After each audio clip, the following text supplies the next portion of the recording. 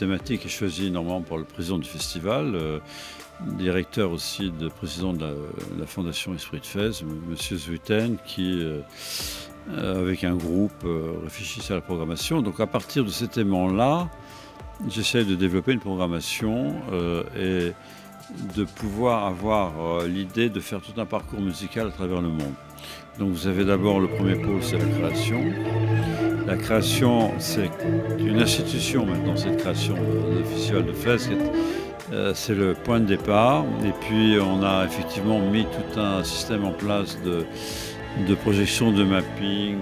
Et c'est toujours un peu l'idée de raconter une histoire à travers différents petits éléments, comme des sketchs un peu, mais toujours avec des musiciens traditionnels, toujours des musiciens d'héritage. En fait, on ne touche pas aux musiques. Les musiques sont traditionnelles et c'est pour montrer un panorama de la richesse qui existe encore dans le monde des musiques. Et à partir de ça, on construit une histoire avec, des fois il y a un conteur, pour un peu mettre en situation ces musiques et en même temps créer quelque chose de beau et de féerique. Après, vous avez la programmation de festival normale, qui sont des concerts à Bamekina et à Janesville, le jardin, où il y aura tout à l'heure d'ailleurs des concerts. Et là, c'est plutôt un esprit de musique qu'on écoute dans un jardin avec des grandes traditions du monde. On n'a pas que traditionnel, hein. Vous avez aussi des aspects plus d'approche vis-à-vis de la musique contemporaine, du jazz et autres. Mais c'est toujours dans l'esprit de transmission.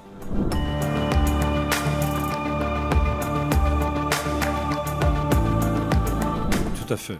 Et quand vous dites qu'il risque un peu, malheureusement, le mal est déjà fait. Vous savez, moi souvent je compare la disparition des traditions orales à l'écologie, la disparition de la flore, de la faune. C'est à peu près la même chose.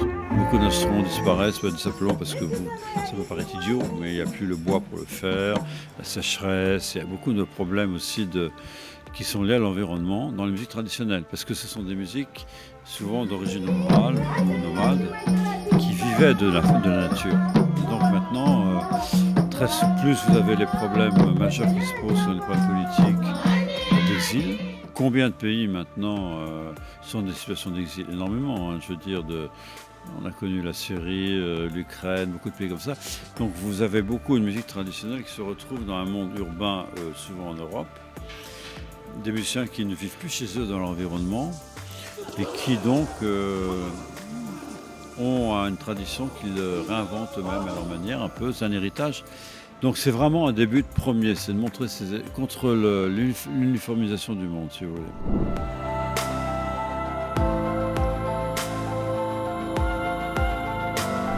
Vous le savez bien, hein, souvent l'aspect mercantile passe avant le développement lui-même. Mais il ne s'agit pas du tout de contre le développement, il s'agit de faire ça avec une certaine harmonie qui fait que les gens ont toujours accès à leur tradition. Par exemple, je vois prenez la Méditerranée, donc l'Europe qui est un pays moderne, tout ce que vous voulez, en Espagne, l'Italie qui a représenté l'Espagne. Flamenco par exemple, et ben, les jeunes, ils écoutent, ils vont écouter des choses électro, plein de choses comme ça aussi, du rock, mais ils vont aller le samedi faire un bal avec la cornemuse, les danses traditionnelles.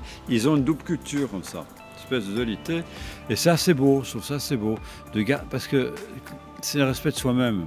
Quand vous gardez votre patrimoine, vous gardez votre identité, c'est l'identité de vos familles, de vos ancêtres. Et parce que, comme on dit toujours, aujourd'hui, c'est ce que disaient les poètes africains, les proverbes africains, ils disaient, autrefois on ne savait pas où on allait, mais on savait d'où on venait. Maintenant, on ne sait même plus d'où on vient et où on va. C'est un peu ça l'idée, si vous voulez.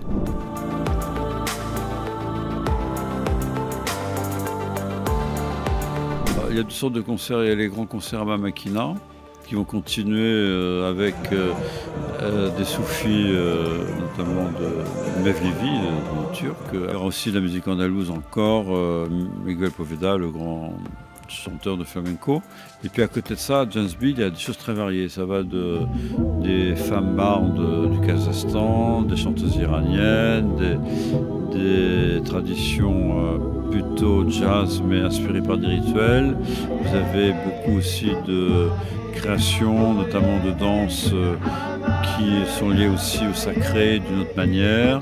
Il y a certains artistes qu'on a vus, qu'on va retrouver de la création, notamment des Man Mayotte et les chanteurs de Man.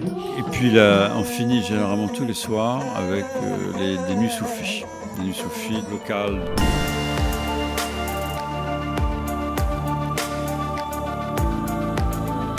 Il y a beaucoup de différences, mais en même temps, si vous regardez, c'est parce que, en fait, finalement, dans la musique, c'est pour ça qu'on peut dire que la musique, même quand vous n'êtes pas religieux, elle est quand même sacrée des fois. C'est toujours cette idée de transcendance, d'aller vers l'au-delà et d'essayer d'imaginer quelque chose qui est en dehors de vous. Et en fait, toutes ces musiques-là, c'est finalement la même chose. Elles sont toutes dans ce même esprit. Et en plus, ce qui se passe, c'est que comme il y a plusieurs continents, il y a l'Afrique, il y a l'Asie centrale, le monde arabe, l'Amérique latine, eh bien, en fait, on oublie aussi qu'autrefois, tous ces gens, il y a énormément d'émigration. Les gens ont toujours bougé. Hein. Parce qu'on parle d'exil aujourd'hui, d'émigration, mais les grandes émigrations, il y en a toujours eu. Hein. Vous alliez en Iran, vous avez des gens qui venaient de l'autre bout de la planète, hein, des commerçantes. Tout ça, ça a déjà existé avant. Ça prenait plus de temps. Hein. C'est la seule différence.